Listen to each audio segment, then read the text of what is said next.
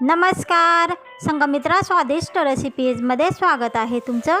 भजी म्हणजेच भजे आपण नेहमीच खातो, पण या भज्यांपासून मसालेदार चमचमीत अशी चविष्ट भाजी बनवायची आहे. आणि नवीन आलेला असाल तर माझ्या चॅनलला सबस्क्राईब करून घ्या, बेल बटन ऑन करून द्या, व्हिडिओला लाईक करा, छानशी कमेंट करा आणि हा व्हिडिओ इतरांना शेअर करायचा असेल तर शेअरही करा. चला मग आता मसालेदार चमचमीत अशी भज्यांची भाजी बनवूया. भजी करण्यासाठी हे बेसन पीठ घेतलेले आहे. तुम्हाला जेवढे भजे करायचे असतील त्यानुसार बेसन पीठ घ्या. हा एक कांदा घेतलेला आहे, तो बारीक चिरून घेतलेला आहे. चवीनुसार मीठ घ्या. चिमूटभर खाण्याचा सोडा घ्या. 2 टेबलस्पून ओवा घेतलेला आहे. बेसन पिठामध्ये अगोदर चिरलेला कांदा घालून घेऊया. चवीनुसार मीठ व चिमूटभर सोडा घालून घेऊया. ओव्याला हातावर चोळून घालायचा, म्हणजे खूप छान स्वाद येतो ओव्याचा.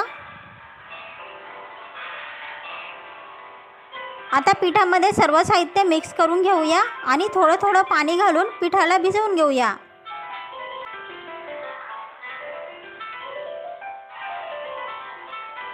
अशाच थोडं थोडं पाणी टाकून आपण जसं नॉर्मली भज्यांचे पीठ भिजवतो त्याप्रमाणे पीठ भिजवून घ्यायचं. आणि आता भजी तळून घेऊ. लहान मोठे जसं तुम्हाला आवडतील त्याप्रमाणे भजे टाकून घ्या.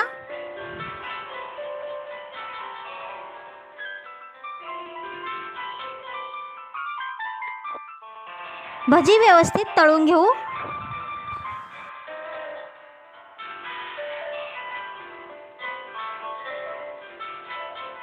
अशा प्रकारे आपल्याला सर्व भजी तळून घ्यायची आहेत. सर्व भाजी तळून तयार आहेत. आता आपण भाजी कशी करायची भजींची ती बघूया.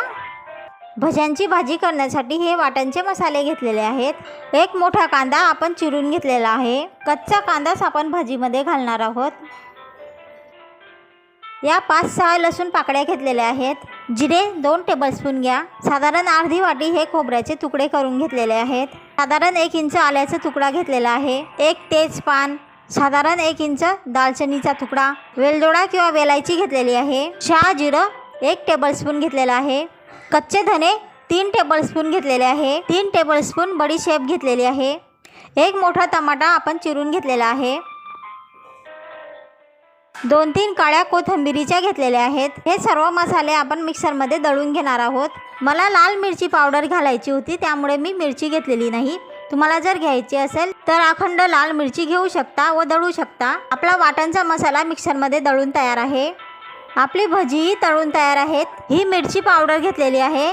जर तुम्ही अखंड मिरची वापरलेली असेल वाटणच्या मसाल्यामध्ये तर ही मिरची पावडर घेण्याची गरज नाही. चवीनुसार मीठ, हळद घ्या.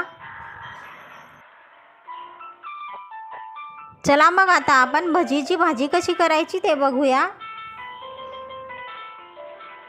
भजींची भाजी करण्यासाठी हे आपण 3 पळ्या तेल घेतलेलं आहे. भाजीला छानपैकी तवंग येण्यासाठी कोमट तेलामध्ये ही लाल मिरची पावडर घालून घेणार आहोत. हळद, मीठही घालून घ्या. भाजीला छानपैकी तवंग यायला हवा असेल तर अशा प्रकारे आपल्याला तेलामध्ये ही मिरची पावडर घालून घ्यायची आहे. अशा केल्यामुळे भाजीला तवंग खूप छान येतो. पण जर तेल जास्त तापलेलं असेल तर मिरची पावडर जळू शकते व भाजी ही कडवट लागू शकते. त्यामुळे जास्त गरम तेलामध्ये मिरची पावडर घालू नका. मिक्सरमध्ये दळून ठेवलेला जो मसाला होता तो आपण आता फोडणीत घालून घेणार आहोत.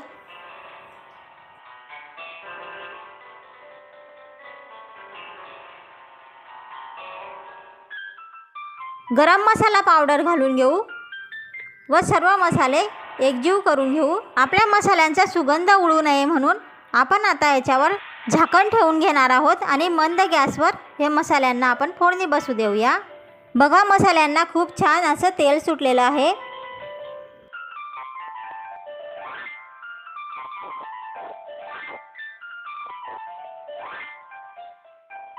आता आपण आपल्याला जेवढी भाजी हवी असेल त्यानुसार पाणी घालून घ्यायचं आहे. भज्यांमध्ये पाणी ओढलं जातं त्यामुळे जास्तच पाणी घाला भाजीमध्ये. त्यामुळे भाजीला थोडासा रस्सा हा जास्त करायचा.